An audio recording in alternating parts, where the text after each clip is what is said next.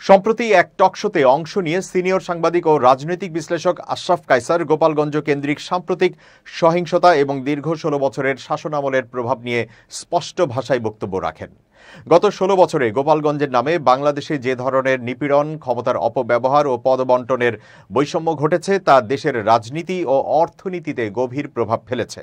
তিনি বলেন, এই কালো অর্থনীতির ছায়া শুধু ক্ষমতার কেন্দ্রে নয়, জনগণের জীবনেও পড়েছে।